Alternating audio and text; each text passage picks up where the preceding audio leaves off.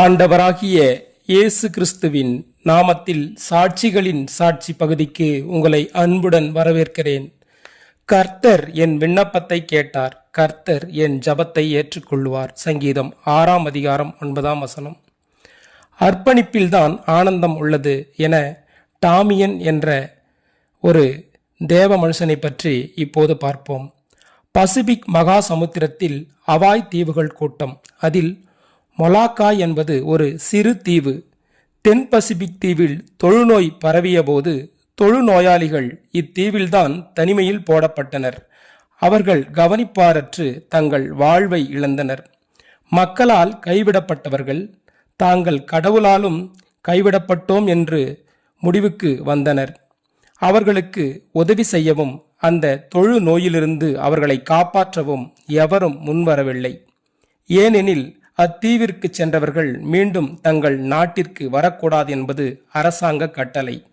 1873 ஆண்டு துன்பத்தில் உழலும் மக்களுக்கு துணையாக, துயர்துடைக்கும் நண்பனாக அம்மக்களை தேடி புறப்பட்டார் ஓர் இளைஞர். அவர்தான் ஜோசப் டி வெஸ்டர் என்ற இயற்பெயர் கொண்ட டாமியன். பலர் டாமியனை தடுத்தனர். ஆனால் டாமியனோ தன் தீர்மானத்தில் உறுதியாயிருந்தார்.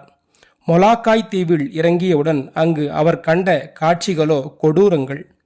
வாழ்க்கையில் நம்பிக்கை இல்லாமல் நடைப்பிணங்களாக, வியாதியின் கொடுமையினால் தாக்குண்டு உடலெல்லாம் புண்களாக சீழ்வடிந்த நிலையில் வாழ்ந்த மக்களுக்கு வாழ்வின் நம்பிக்கையை கொடுத்தார். வீதியில் அலைந்த மக்களுக்கு வீடுகள், மருத்துவமனைகள் கட்டினார். துன்பத்தில் அவர்களின் துணையாக இருந்தார். ஓர் நாள் தன் உடலில் கொதிநீர் பட்டபோது உணர்ச்சியற்ற நிலையைக் கண்டு அதிர்ச்சி அடைந்தார். அந்தோ பரிதாபம்! தொழுநோயாளிகளின் நண்பனுக்கும் தொழுநோய் தொற்றிக் கொண்டது. அன்று ஞாயிறு ஆராதனையில் தொழுநோயாளியாகிய நம்மேல் கடவுள் அன்பாயிருக்கிறார் என்று ஆண்டவரை புகழ்ந்தார்.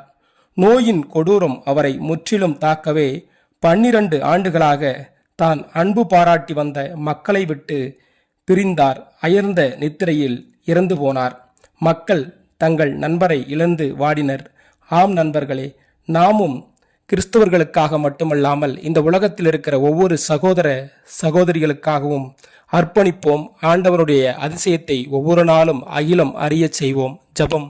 எங்களை அளவில்லாமல் நேசிக்கிற அன்பு தகப்பனே, ஒருவராய் பெரிய அதிசயங்களை செய்கிறவரே, சேரக்கூடாத ஒளியில் வாசமாய் இருக்கிறவரே, இந்த நாட்டில் உள்ள, இந்த உலகத்தில் உள்ள ஒவ்வொரு மக்களையும் நீர் ஆசீர்வதித்து பலப்படுத்துவீராக தகப்பனே. அவர்களுக்கு தேவையான அப்பா உண்ண உணவும் உடுக்க உடையும் இருக்க இருப்பிடமும் கொடுத்து அவர்களை அப்பா உச்சந்தலை முதல் உள்ளங்கால் வரை அப்பா சுகமாய் நீர் அப்பா வைக்கிறோம். நல்ல கிருபைக்காக நன்றி ஆண்டவரே. அப்பா, இந்த சத்தியத்தை கேட்டுக்கொண்டிருக்கிற, இந்த நிமிடத்தில் கேட்டுக்கொண்டிருக்கிற ஒவ்வொருடைய வாழ்க்கையிலும் இயேசுவின் நாமத்தில் அப்பா ஒரு மாபெரும் மாற்றமும் அதிசயமும் ஆச்சரியமும் நடக்கும்படியாக கூட நீர் தெரிந்து கொள்வீராக தகப்பனே. நீர் சொல்லாகும், நீர் கட்டளையிட நிற்கும் ஆண்டவரே. ஆசீர்வதியும் பலப்படுத்தும், காத்துக்கொள்ளும். இயேசுவின் நாமத்தில் ஜபிக்கிறோம். ஜபம் கேளு ஜீவனுள்ள நல்ல பிதாவே. ஆமேன்.